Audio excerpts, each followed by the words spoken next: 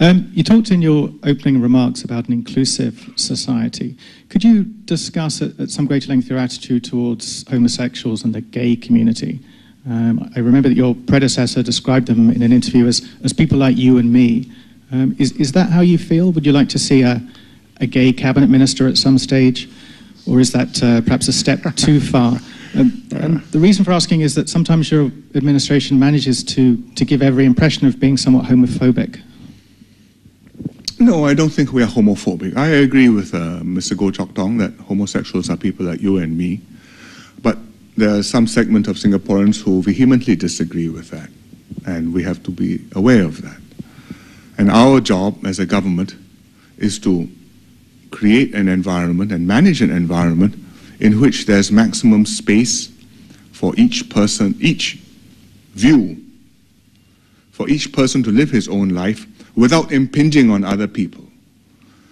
It's a very difficult thing to do. I mean, if you say you are gay, you must not be gay, that's... Very few societies do that. I mean, there are still some, but very few do. On the other hand, if you say, I'm gay, therefore I'm entitled to get married, well, that's a very contentious subject. Or even I'm entitled to have a parade and flaunt my gayness. Gay pride. Well, you can do that in Sydney, in London, in San Francisco. But I'm not sure that I want to do that in Singapore. Because I think it will be offensive to a large number of Singaporeans, and it will be very divisive. And I think from the government's point of view, therefore, it is not a wise thing to do.